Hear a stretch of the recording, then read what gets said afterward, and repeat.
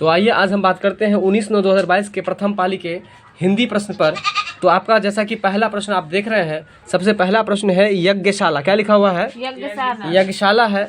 और ये जो यज्ञशाला है, तो ये जो यज्ञशाला है इसमें कौन सा समास है बताइए आपको? यज्ञशाला जो है ये आपको तत्पुरुष समास है। कौन सा समास है? तत्पुरुष समास है। तत्पुरुष समास है यज्ञशाला। उसी तरह से बताइए पाठशाला कौन समास है? सही बात है। अब ये बताइए शौचालय कौन समास है? तत्पुरुष समास है। ठीक है, तो बताइए एक बार कि यज्ञशाला कौन समास है? तत्पुरुष समास में किस पद की प्रधानता होती है? चलिए द्वंद्व समास में? दोनों पद की। द्विगु समास में? पहला पद संख्या और अंतिम पहला पद संख्यावाचक का दूसरा प्रधान होता है। चलिए कर्मधारय में? अंतिम पद प्रधान होता है। आपका अगला प्रश्न है, चलिए तो अगला प्रश्न है आपका, निम्न में से कौन सा ये विशेषण की विशेषता बताने वाले शब्द को क्या कहते हैं? ये एक आपके लिए एक नया प्रश्न आया है। एक नया प्रश्न है आपका। क्या प्रश्न है बताइए तो? विशेषण की विशेषता बताने वाले शब्द को क्या कहते हैं? देखिए विशेषण की विशेषता बता रहा है। किसकी विशेषता बता रहा है? विशेषण की जो विशेषता बताएगी उसे हम लोग क्या कहेंगे? प्रविशेषण कहेंगे।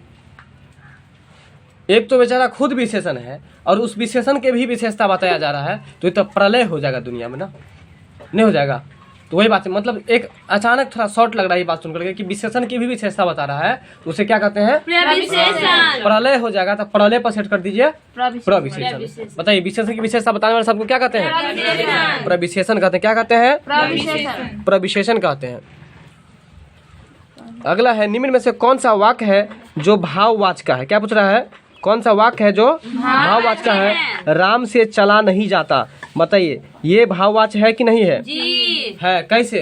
क्योंकि यहाँ मतलब उसके अंदर ऐसा फीलिंग है, राम से चला नहीं जाता। आप कैसे समझे उसको? ऐसे उसको देख करके आप उसके फीलिंग को देख करके समझे ना कि राम से चला नहीं जाता। ठीक है। पुस्तक महंगे दाम में खरीदी गई, यहाँ पर कोई फीलिंग पता चल रहा नहीं चल रहा है? तुलसी ने विनय पत्रिका लिखी है। ठीक है, तो यहाँ पर आपको एक प्रश्न यहाँ पर बन रहा है। ये सही बात भी है कि विनय पत्रिका कहे कि कौन लिखे हैं? तो तुलसीदास ने लिखे हैं, याद रखिएगा। विनय पत्रिका किसने लिखा है? तुलसीदास ने लिखा है। तो भाववाचक का जो उदाहरण था राम से चला नहीं जाता। चलिए, जीवन को चंचल सरिता में फेंकी मैंने मन की जाली। सरिता का मतलब क्या होता है पहले ये बताइए? सरिता का मतलब नदी होता है। जीवन को चंचल सरिता में फेंकी मैंने मन की जाली। तो उपयुक्त वाक्य में कौन सा अलंकार है बताइए? रूपक अलंकार है ना? कौन सा अलंकार है? रूपक अलंकार। जीवन को चंचल सरिता में फेंकी मैंने मन की जाली, यहाँ पर आपको रूपक अलंकार है। ठीक है, इस प्रश्न को 2 बार पढ़ के इसके बाद इसको क्या करना है? छोड़ देना। बात समझ में आ गया? तो बताइए सरिता का मतलब क्या होता है? नदी। जीवन को चंचल सरिता में फेंकी मैंने मन की जाली, कौन सा अलंकार है? चलिए अगला प्रश्न है, इनमें से कौन सा वाक्य अशुद्ध है? ठीक है, बताना है आपको कौन सा अशुद्ध है। देखिए वो तो कल आएगा। बताइए शुद्ध है कि अशुद्ध है? अशुद्ध है। इसका शुद्ध क्या होता है? वो कल आएगा। सही बात है, वो कल आएगा। अगर ये रहता तो ये शुद्ध हो जाता।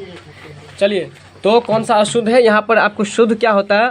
वो तो कल आएगी। क्या सही होता? वो तो कल आएगी। हाँ, यही आंसर दिया गया है। तो मेरा भी मजबूरी है कि हम यही मारेंगे, वेबसाइट का आंसर है नहीं है।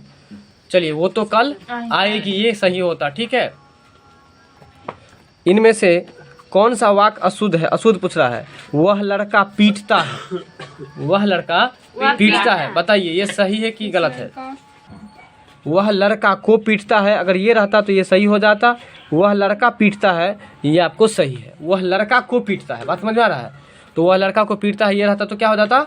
ये शुद्ध हो जाता। ठीक है, और मैं शीतल जल पी रहा हूँ, ये तो बिल्कुल सही है। बताइए शीतल का मतलब क्या होता है? ठंडा। बहुत अच्छा। अगला है, वह बस से यात्रा कर रहा है, ये भी आपको क्या है? सही है। पंडित जी ने भक्तों की कथा सुनाई, ये भी आपको क्या है? सही है। चलिए आचार्य कुंतक के अनुसार, किसके अनुसार? आचार्य कुंतक के अनुसार, आचार्य भरत के अनुसार, 2-4 मिला है क्वेश्चन, सब ध्यान दीजिएगा। आचार्य कुंतक के अनुसार काव्य गुणों की संख्या कितनी है? देखिए काव्य गुण के बारे में पूछ रहा है, किसके अनुसार? कुंतक के। देखिए कुंतक लगा हुआ, क्या लगा हुआ है? 8वां नंबर प्रश्न है, जाके जस प्रताप के आगे शशि मलिन रवि शीतल लागे। तो पहले ये बताइए आप लोग, रवि का मतलब क्या होता है? सूरज।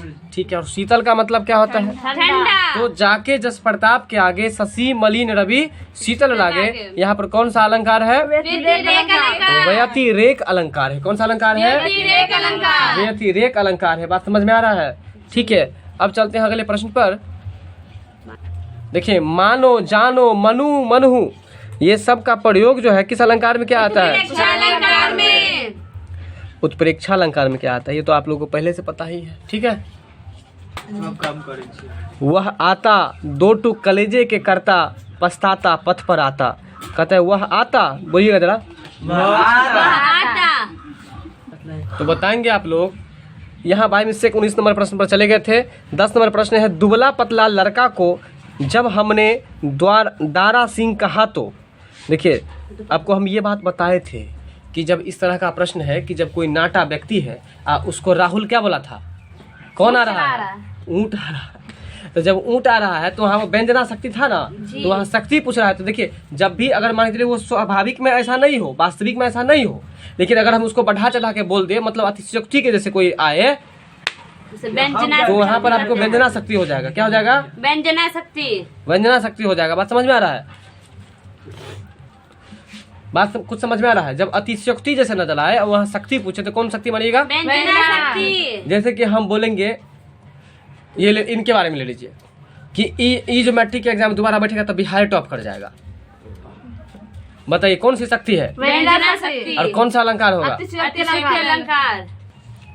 चलिए, तो इसलिए देखिए यहाँ पर लिखा है, दुबला पतला लड़का को जब हमने दारा सिंह कहा। दारा सिंह का मतलब खूब होता है, मोटा। हाँ, मोटा ताजा। दारा सिंह का मतलब क्या होता है?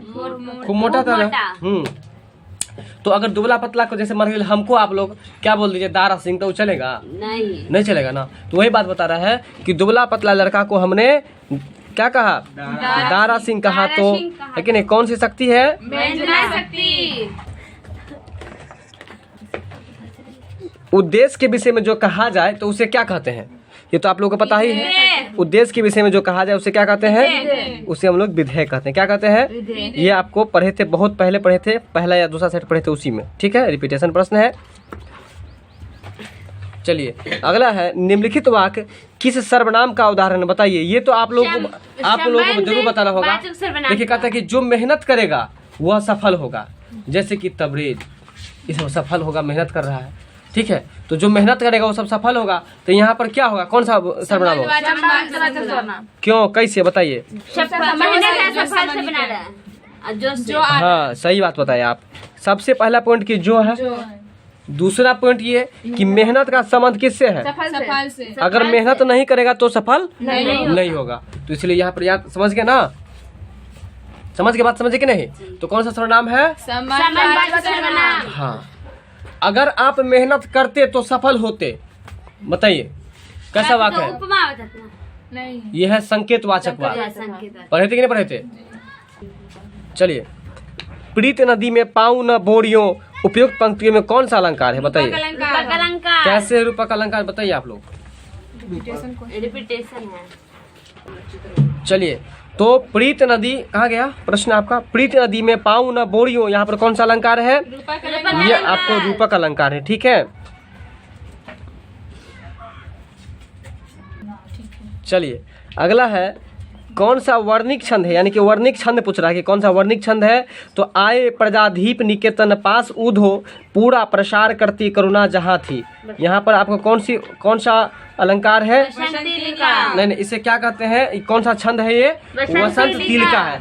आए प्रजाधीप निकेतन पास उधो, बताइए निकेतन का मतलब? पूरा प्रसार करती करुणा जहाँ थी। यहाँ पे कौन सा छंद है? वसंत तिलका है। क्या है? वसंत तिलका है। वसंत तिलका है। बात समझ में कुछ आया? शब्द शक्ति के भेद हैं। कहता कि शब्द शक्ति के कौन भेद है? अभिधा, लक्षणा और व्यंजना। यानी कि शब्द शक्ति कितने भेद? याद है ना ट्रिक? क्या बोले थे? हाँ, शब्द में 3 लीटर। चलिए, निम्न में से कौन सा वाक्य शुद्ध है? ठीक है, तो देखिए, राम ने श्याम पर कठोर कुठार घात किया। क्या किया? तो इसको ध्यान से देखिए आप लोग। तो कौन सा वाक्य शुद्ध है?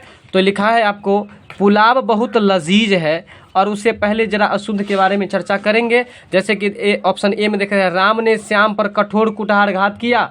यहाँ पर जो आप देख रहे हैं ये कठोर जो लगा हुआ है, ये कठोर आपको इस सेंटेंस की दृष्टि से अगर देखा जाए तो कठोर नहीं होना चाहिए, सीधे कुठारघात होना चाहिए। क्योंकि कुठारघात का मतलब ही हो गया कठोर अटैक। कैसा अटैक? जैसे किसी को दंड देते हैं ना तो भारी दंड देते हैं तो कठोर दंड हो गया। उसी तरह से कठोर कुठारघात की जरूरत नहीं है, सीधे हम लोग कुठारघात रहेंगे तो वो सही चीज़ है। ठीक है, इसलिए कुठार हम लोग हटा देंगे। ठीक है, ये कठोर हटा देंगे। ठीक है, अगला है पुलाव। जो पुलाव आप खाते हैं तो पुलाव बहुत ही लजीज है। लजीज का मतलब क्या होता है? बहुत अच्छा। लजीज मतलब अच्छा होता है। तो पुलाव बहुत लजीज है, पुलाव बहुत लजीज है, ये क्या है? शुद्ध है।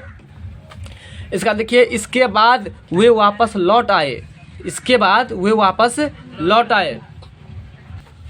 देखिए यहाँ लिखा है कि इसके बाद वे वापस लौट आए। इससे अच्छा है कि वापस हटा देंगे और लौट आए, क्योंकि लौटेगा जब आप कहीं से लौटिएगा तो वापस ही ना आए आप, तो इसलिए यहाँ पर वापस नहीं होगा। पढ़े थे ना एक अवस्था और शायद था, तो वही बात है। अगर वापस होगा तो लौटना नहीं होगा, जब लौटना होगा तो वापस नहीं होगा। बात समझ में आया कि नहीं? चलिए अगला ऑप्शन डी है आपका, इस समय उनकी आयु 40 वर्ष की है ना? उस समय उनकी आयु 40 वर्ष की है। बताइए इसमें कैसे गलत है? तो इसका जो हो जाएगा, इस समय उसकी अवस्था है ना 40 वर्ष की होगी, है ना? इस समय उनकी आयु 40 वर्ष की है। यहाँ पर शुद्ध क्या होगा? तो इस समय इसकी अवस्था 40 वर्ष। हाँ, उसकी अवस्था 40 वर्ष होगी। ठीक है, अगला है नॉर्मल। चलिए, मन जीते मन हार कर, मन हारे मन जीत, है ना? शकील अनूठी रीत है, फिर भी करते प्रीत। यहाँ पर बताइए कौन सा अलंकार है? कैसे पकड़े आप लोग? एक बार जीतने की बात है, एक बार हारने की बात है। वो नौ अकेला है जो आप देख रहे हैं ना, जब नौ अकेला रहता तभी तो वो न होता। नहीं समझे मेरा बात? ठीक है, तो नौ अकेला नहीं ना है। यहाँ पर जीतने और हारने की बात हो रही है, विरोधी बात है, इसलिए आपको जो है सो अगर फिर भी आ जाए खास तौर पर तो उसमें भी ट्रिक पकड़ लीजिएगा कि वो आपको क्या है? विरोधाभास। ये भी याद रखेगा, फिर भी से भी पकड़ सकते हैं आप।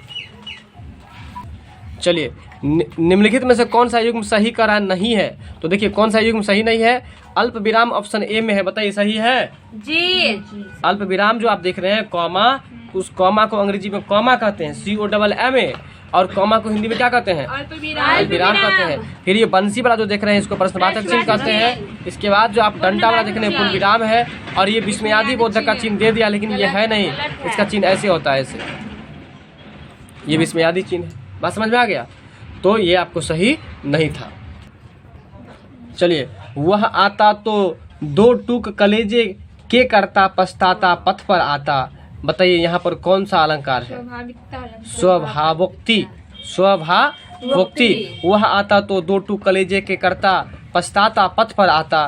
स्वभावोक्ति अलंकार है यहाँ पर। अगला है आपको कंज कली का लतान सिर सारी है। उपर्युक्त पंक्ति में कौन सा अलंकार है? तो ए और बी दोनों, यानी कि रूपक अलंकार भी है और अनुप्रास अलंकार भी है। कंज कली का लतान सिर पर सारी है, रूपक अलंकार भी है और अनुप्रास अलंकार भी है। बात कुछ समझ में आ रहा है? तो ये थॉटेबल प्रश्न है, इसको दोबारा पढ़ के इसका छोड़ दीजिएगा, ज़्यादा आप इसमें ब्रेन का यूज मत कीजिएगा। वैसे समझने के लिए यहाँ पर देखिए, कंज कली का लतान सिर पर भारी है, क का रिपीट हो रहा है यहाँ पर, है कि नहीं? इसलिए जो है सो आप यहाँ पर जब वर्ण का रिपीटेशन होता है तो अनुप्रास होता है, इसलिए अनुप्रास होगा। ठीक है, फिर यहाँ पर रूपक भी बता रहा है इसका आंसर, तो इसलिए आप याद रखिएगा। कंज कली का लतान सिर सारी है, यहाँ पर कौन सा अलंकार है? रूपक अलंकार और अनुप्रास अलंकार। चलिए, मैत्री की राह बताने को, सबको सुमार्ग पर लाने को, इस तरह का जो भी प्रश्न है, ये प्रश्न आपको हम दूसरे सेट में पढ़ा चुके हैं, आप लोग वहाँ पर जाकर के देख सकते हैं। तो चलते हैं इसके प्रश्न पर। चलिए, यहाँ क्वेश्चन है कि सुमार्ग का अर्थ क्या होगा? तो बताइए सुमार्ग का अर्थ क्या होगा? सही रास्ता। ये तो पहले से आप लोगों को पता ही है। चलिए, 22 नंबर प्रश्न है आपका कि भाववाचक का उदाहरण कौन सा है? बताइए। भाववाचक का उदाहरण है थोड़ी देर सो लिया जाए। भाववाचक का उदाहरण थोड़ी देर सो लिया जाए। अभी इन्होंने हमको बताया कि आपका आंख लाल लग रहा है, तो ये हमको बोलेंगे ऐसा कीजिए, आप थोड़ा देर रेस्ट ले लीजिए, है ना? या आपके मन में फीलिंग आएगा अपने प्रति भी और दूसरे के प्रति भी कि मुझे नींद आ रहा है, तो इसलिए थोड़ा सो लिया जाए।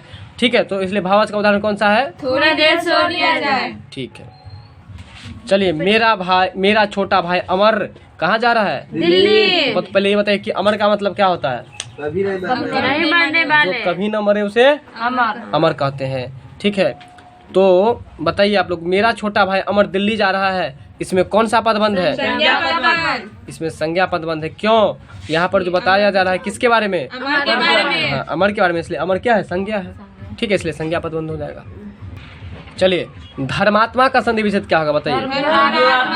धर्म जोड़ आत्मा। धर्मात्मा का संधि विच्छेद क्या होगा?